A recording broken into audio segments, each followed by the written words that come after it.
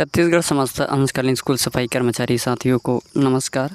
जैसे कि आप सभी अवगत होंगे और पूर्व में आप लोगों को जो शासकीय विभागों में कार्यरत दैनिक वेतनभोगी श्रमिकों कर्मचारियों की मासिक एवं दैनिक न्यूनतम वेतन तथा परिवर्तनशील महंगाई भत्ते की जो कि बहुत दिनों से इंतज़ार थी। जैसे कि 1 अक्टूबर 2023 से 31 मार्च 2024 तक लागू था और उसी को आज दिनांक 1 अप्रैल 2024 से 30 सितंबर 2024 तक न्यूनतम वेतन बढ़ाया गया है। न्यूनतम वेतन का मतलब जिसमें से महंगाई भत्ता में वृद्धि की जाती है, जिसमें यदि हम देखा जाए तो 7,800 रुपया आप सभी जानते होंगे कि वर्तमान में 7,800 और उनकी महंगाई भत्ता की बात करें तो 260 रुपया दिया जाता था। 7,800 आपका प्रति माह का वेतन है और उनके एक दिन की देखा जाए तो 260 रुपया। महंगाई भत्ता की बात करें तो 2300 रुपया और एक दिन की बात करें तो 76-77 रुपये मान के चलो। तो इस प्रकार 10,100 रुपया जो है वो जो न्यूनतम वेतन की बात की, जिसमें 3 श्रेणी बांटी गई है। आप सभी जानते हैं 3 श्रेणी में कौन कौन श्रेणी आते हैं।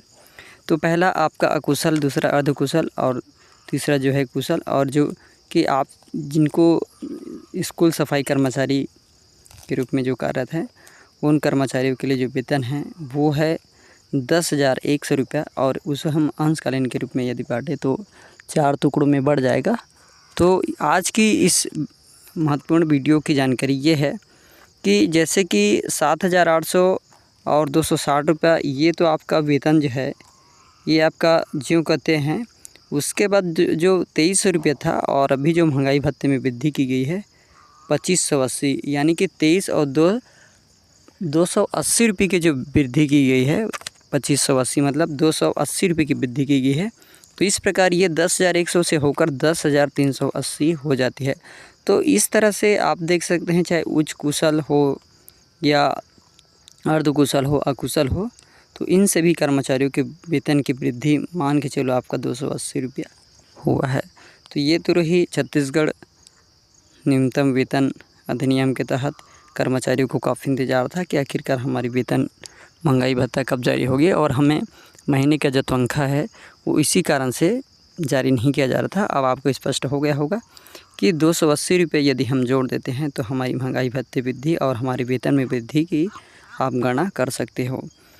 साथियों, कर्मचारियों को जो न्यूनतम वेतन के तहत कार्यरत कर्मचारी है उनको यदि हम देखा जाए तो हालांकि अंशकालीन कर्मचारी अंशकालीन कहा जाता है, लेकिन उनकी हम कार्य अवधि देखें तो वो पूरे 8 घंटे की कार्य अवधि रहती है।